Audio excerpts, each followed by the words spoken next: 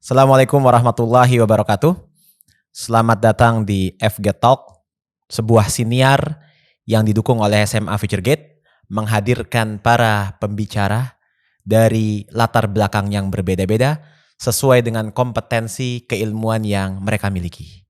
Bersama dengan saya, Rizky Aji, selamat menikmati.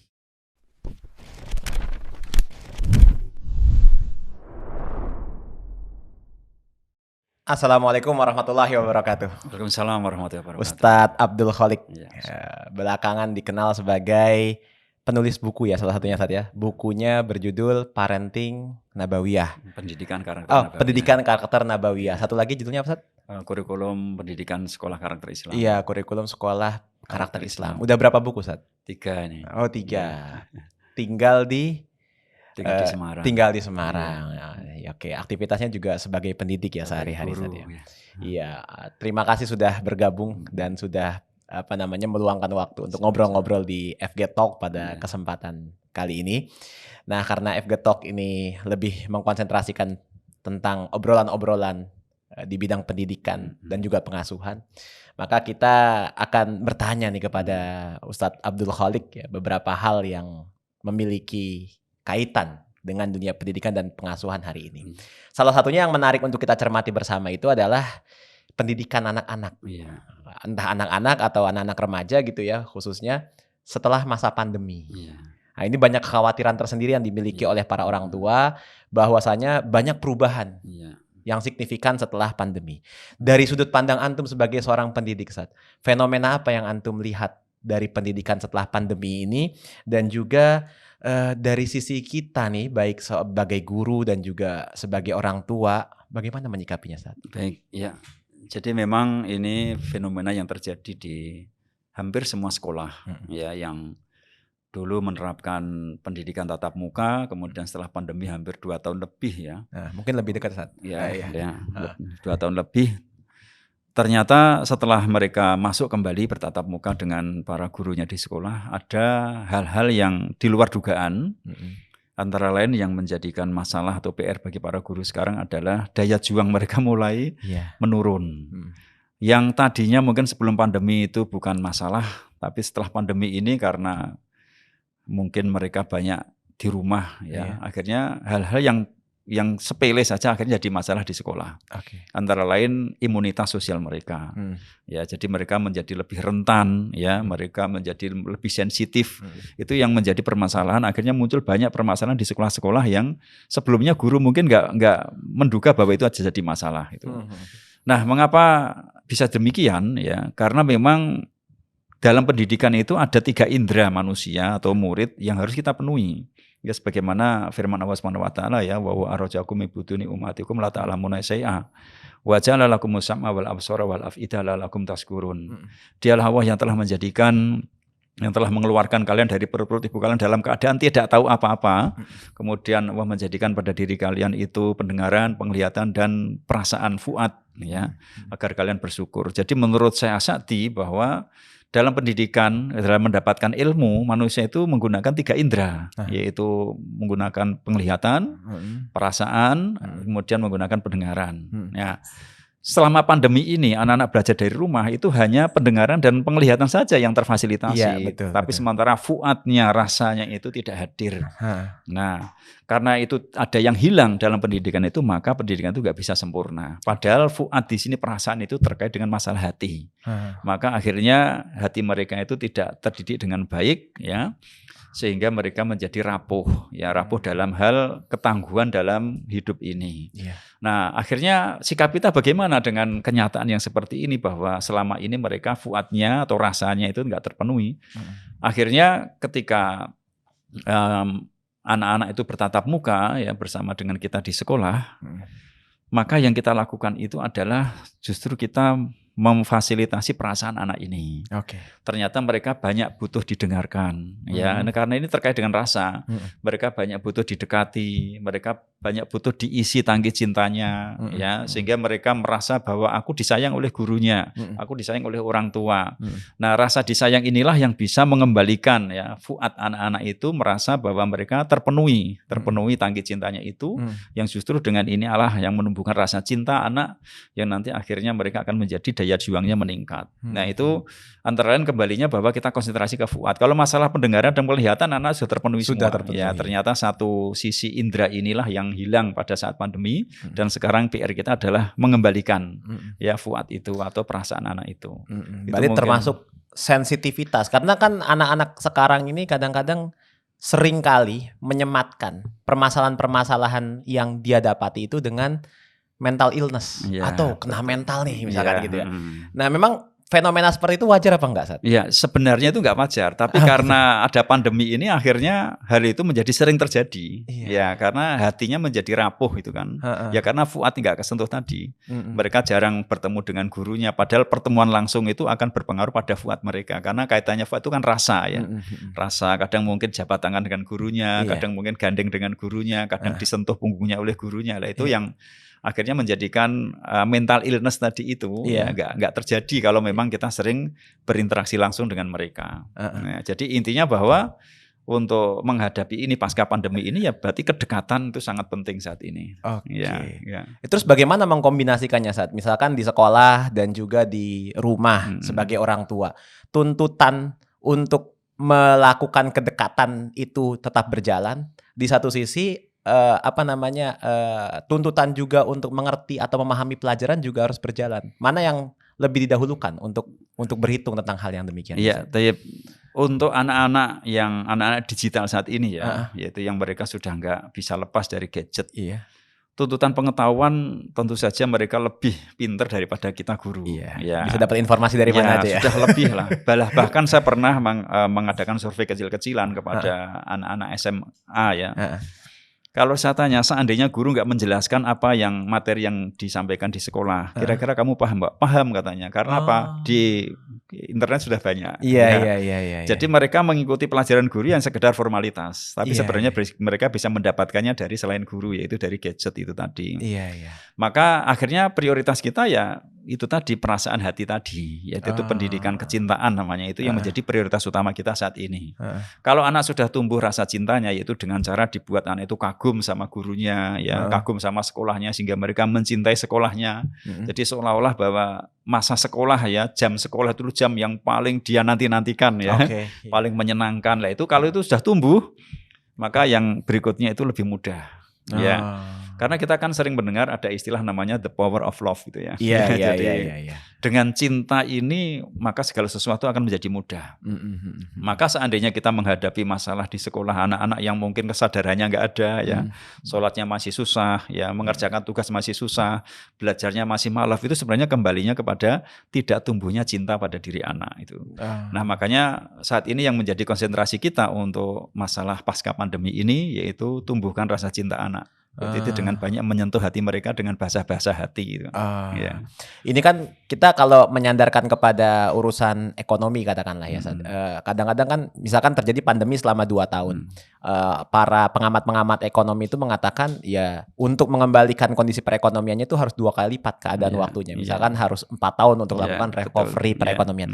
Kalau buat anak-anak sendiri yang sudah 2 tahun menghadapi gadget dan sekolah online seperti itu, kira-kira antum punya pengamatan berapa lama nih untuk melakukan recovery terhadap pola asuh, terus kedewasaan anak, terus rasa mental yang semakin tumbuh, itu berapa lama? Ya, kalau ekonomi saja itu butuh waktu 2 tahun, maka untuk pendidikan ini lebih lama lagi. Oh gitu ya, Iya, karena urusan kejiwaan, ekonomi kan sesuatu yang dapat dianalisa.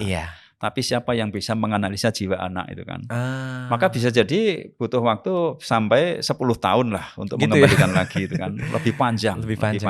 Tergantung bagaimana effort atau usaha kita untuk mengembalikan itu. Terutama dalam memperbaiki hati anak ini kan. Kecintaan anak yang sudah mulai meredup ini kan, itu harus kita tumbuhkan ulang. Kalau kita nggak menyadari tentang hal ini ya makin lama lagi. Karena pendidikan itu kan merubah sebuah pendidikan atau sebuah kesalahan pendidikan butuh waktu lama. Bahkan dulu ya pengalaman saya waktu sekolah dulu, kurikulum itu diganti setiap 10 tahun. Iya, betul. Itu baru ada kurikulum baru. itu mungkin dari pengalaman itu bisa kita katakan bahwa memang sistem pendidikan itu bisa dievaluasi, dirubah, bisa lihat hasilnya setelah 10 tahun setidaknya.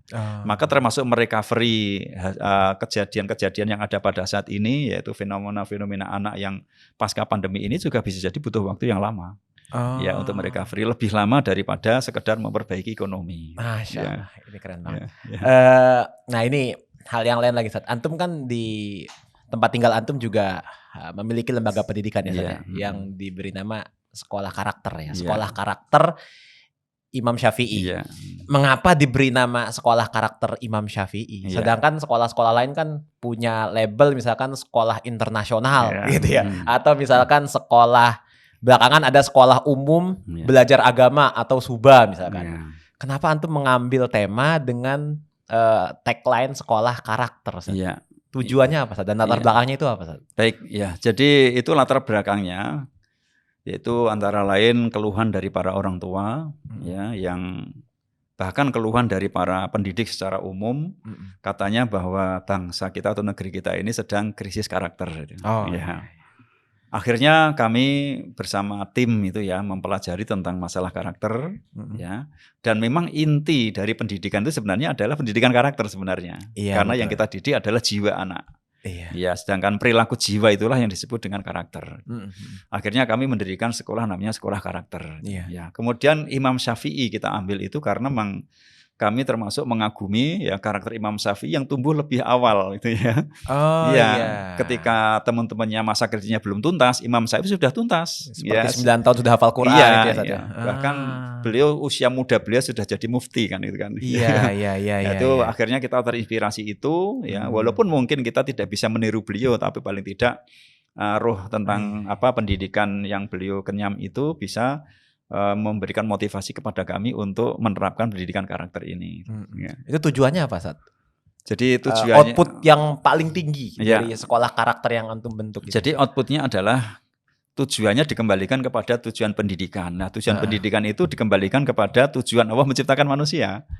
Jadi untuk apa anak kita dididik ya menjadi manusia sesuai dengan yang Allah kehendaki, yaitu menjadi ahli ibadah ya, yaitu beribadah kepadanya dan menjadi pemakmur bumi. Dua tujuan ini. Maka akhirnya yang kita didikkan itu ya sebatas dua ini, yaitu ibadah itu nanti buahnya adalah berupa akhlak ya, sedangkan kinerja pemakmur bumi itu adalah dasarnya dari bakat. Maka yang kita ajarkan pada anak ya berkisar antara akhlak dan bakat itu tadi. Ya. Sedangkan akhlak itu nanti ditumbuhkan pada semua anak tanpa kecuali, sedangkan bakat itu nanti kita pilih-pilih.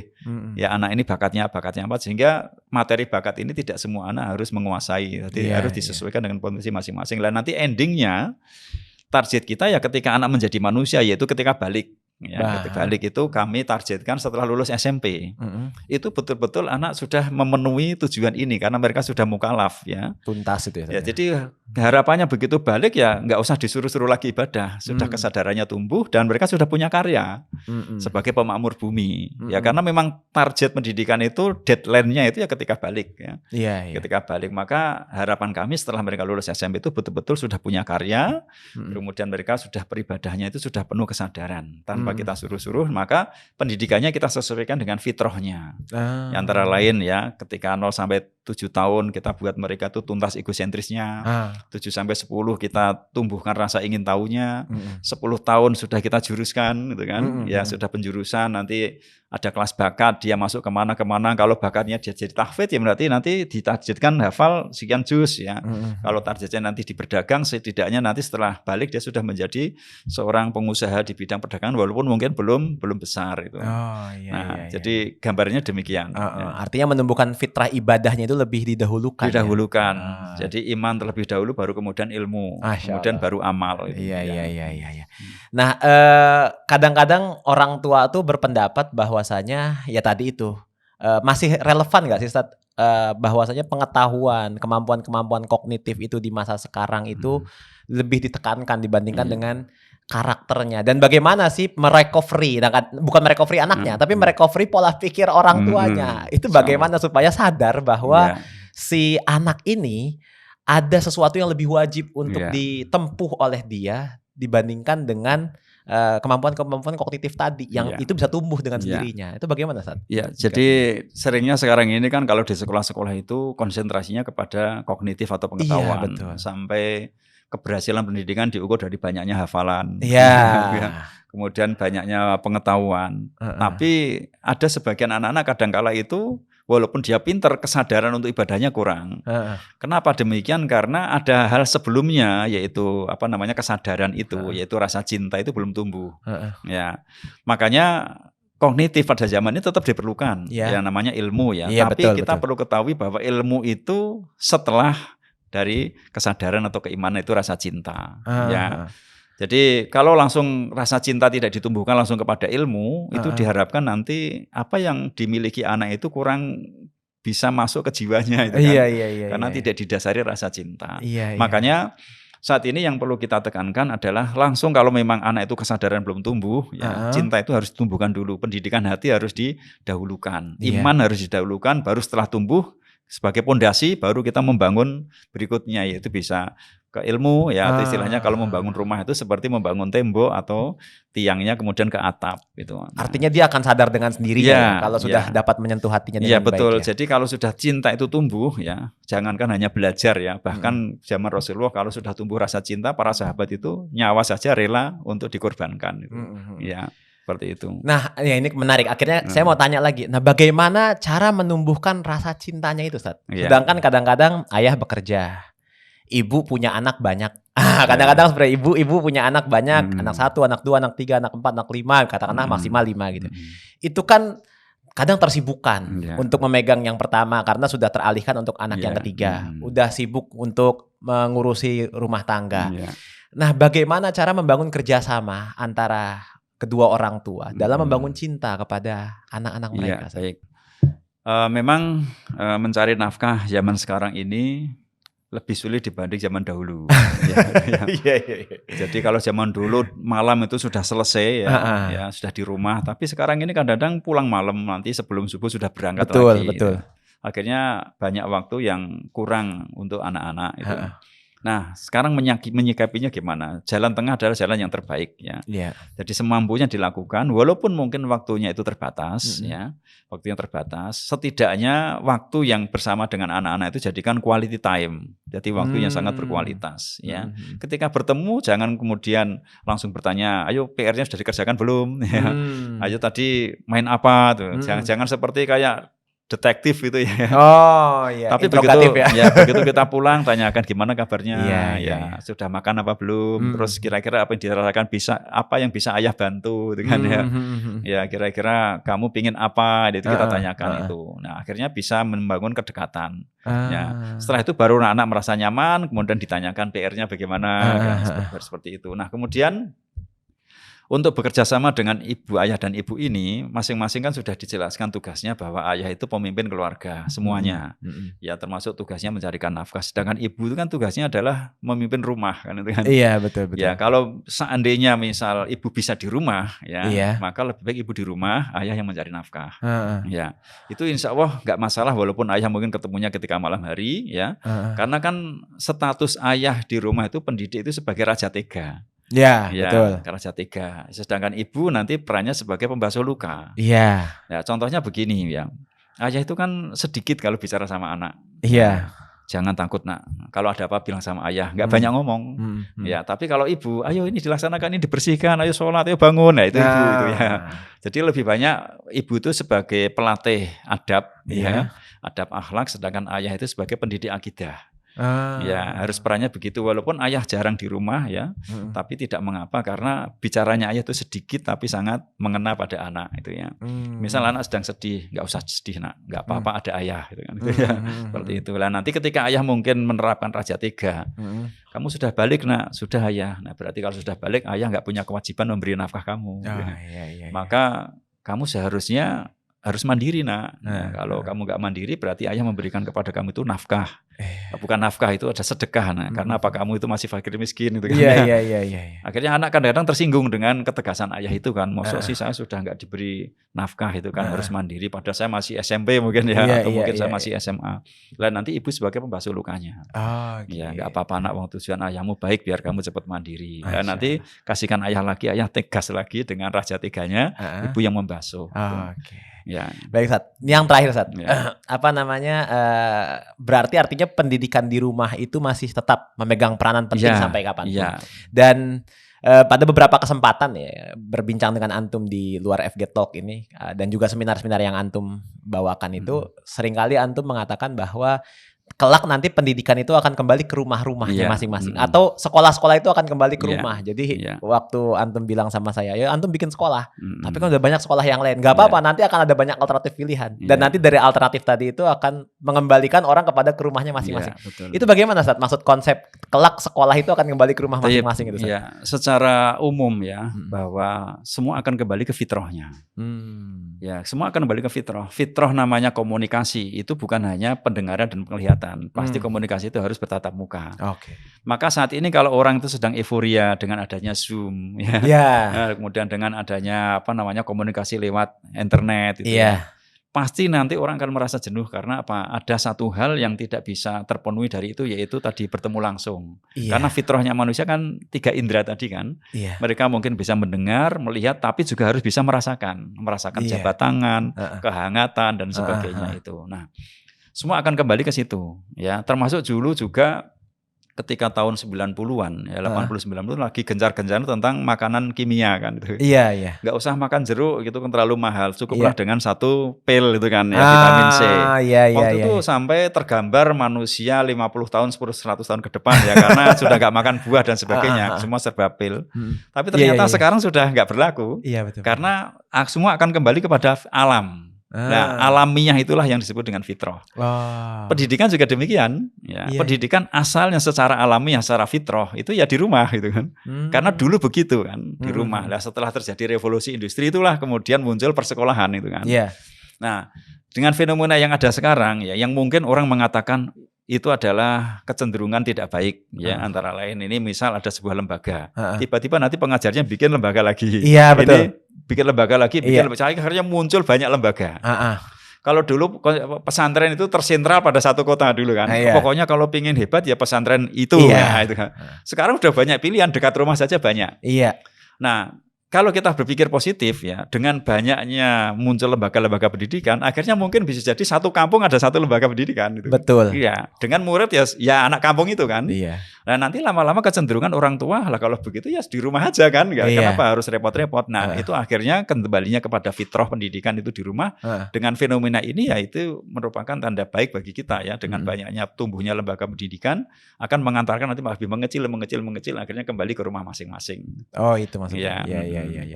Nah termasuk akhirnya sekolah karakter Imam Syafi'i ini tujuannya antara lain demikian ya. Jadi dari latar belakang kegalauan orang tua, akhirnya kami membentuk sebuah komunitas, komunitas pendidikan. Kemudian berdirilah sekolah itu yang basisnya sebenarnya adalah pendidikan rumah itu. Sehingga ketika orang tua masih mampu, berarti ya silakan dia jadi rumah itu kan. Walaupun statusnya masih anggota kami kan. Ketika orang tua repot mungkin karena mencari nafkah, ya karena keadaan, akhirnya ketika repot dititipkan ke kami. Jadi modelnya kayak pokjar gitu ya. Kelompok belajar. Kelompok belajar. Jadi seandainya mungkin orang tua repotnya ketika hari sepekan sekali repot ya berarti mereka datang ke sekolah kami sepekan sekali. Kalau mungkin orang tua enggak, karena jaraknya jauh ya, mungkin hanya mampu 1 semester sekali ya, ketika mereka 1 semester sekali datang ke sekolah kami. Atau mungkin bahkan ada yang di luar Jawa pun misalnya, di luar pulau, karena hadirnya bisa mungkin 3 tahun sekali ya. Ya 3 tahun ini datang ke kami. Tapi karena ada internet ini kan kami masih ada komunikasi dengan santri kita. Jadi akhirnya basisnya adalah di rumah masing-masing. Ketika orang tua repot, baru kami membantu. Jadi bukan akhirnya lembaga itu dibentuk untuk melemahkan peran orang tua. Akhirnya orang tua merasa pasrah kepada lembaga. Itu umumnya kan demikian. Itu menyalahi fitrah. Itu demikian. Oke, baik. Terima kasih Ustadz Abdul Kholiq atas bincang-bincang yang cukup bermanfaat dan bernilai sekali bagi saya. Dan mudah-mudahan kayaknya ada beberapa agenda-agenda yang akan dilakukan oleh Ustadz Abdul Khalik dalam dunia pendidikan berbasis fitrah khususnya Ustadz ya. Dari kami cukup sekian. Terima kasih. Assalamualaikum warahmatullahi wabarakatuh. Waalaikumsalam warahmatullahi wabarakatuh.